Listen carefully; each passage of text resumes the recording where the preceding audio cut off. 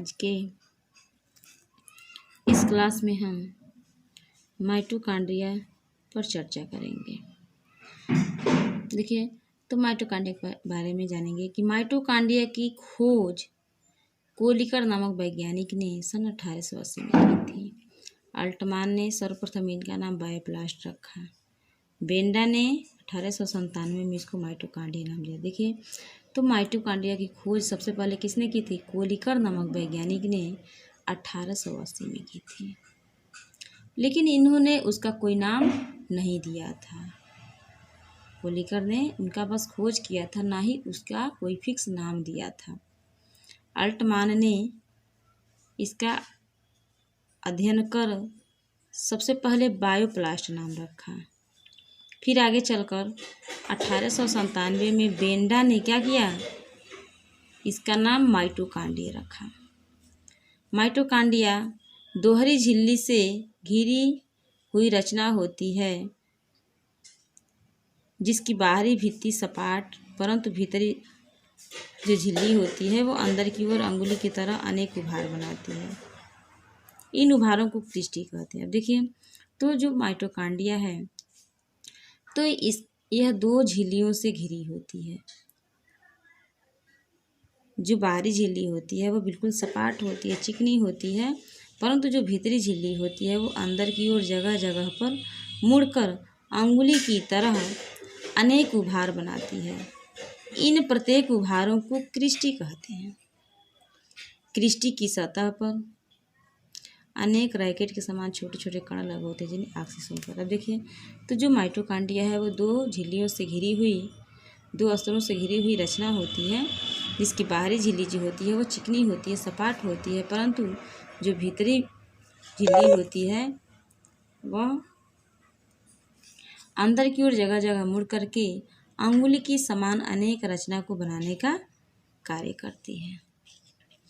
इन प्रत्येक उभार को क्या किया जाता है? क्रिस्टी कहा जाता है। आप देखिए, क्रिस्टी की सतह पर अनेक रैकेट के समान छोटे छोटे कण लगे होते हैं, जिन्हें ऑक्सीसोम कहा जाता है, और ये ऑक्सीसोम श्वसन क्रिया के लिए सहायक होते हैं। अब अगला टॉपिक है माइटोकॉन्ड्रिया के कार्य। अब देखिए, माइटोकॉन्ड्रिया का मुख्य कार्य है कि ऊर्जा युक्त कार्बनिक पदार्थों का ऑक्सीकरण करके ऊर्जा का निर्माण करना। इसलिए माइटोकॉन्ड्रिया को कोशिका का बिजली घर या पावर हाउस कहा जाता है। अर्थात कोशिका माइटोकॉन्ड्रिया क्या करता है कि कोशिका के अंदर यह जो भी ऊर्जा युक्त कार्बनिक पदार्थ होते हैं उनका ऑक्सीकरण करता है, और ऑक्सीकरण करके अत्यधिक मात्रा में ऊर्जा निर्माण करता है, जिस कारण इसको माइटोकॉन्ड्रिया को कोशिका का बिजली घर या पावर हाउस कहा जाता है।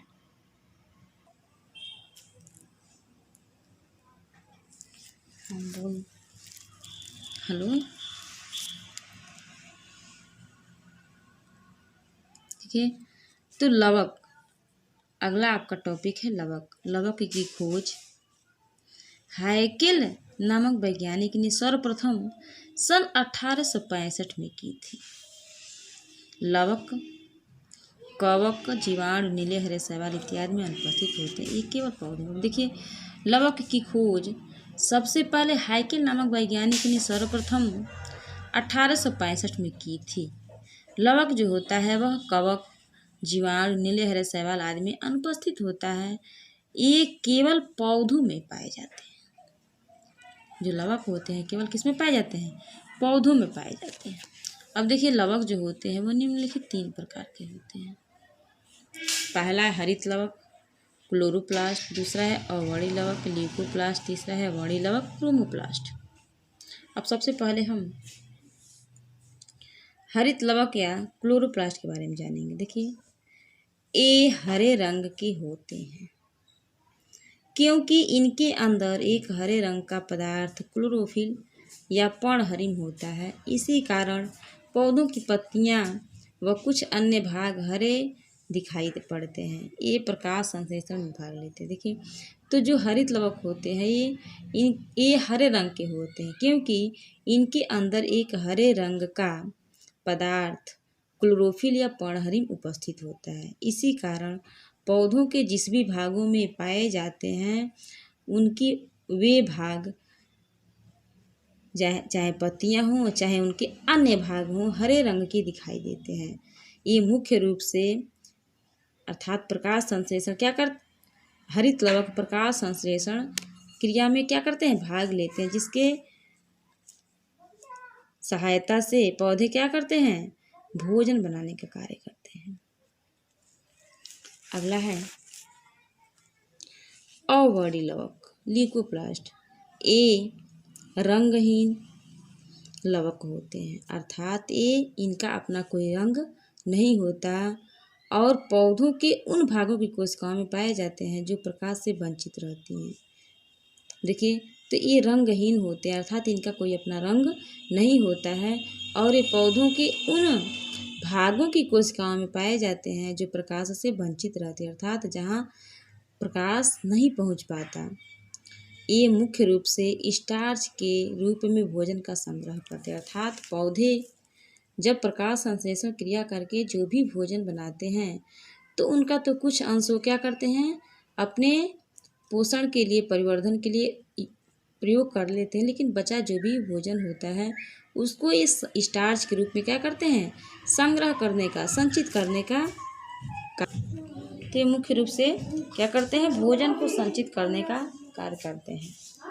अब अगला है आपका वर्णी लवक क्रोमोप्लास्ट। देखिए, तो वर्णी लवक क्रोमोप्लास्ट के बारे में जानेंगे।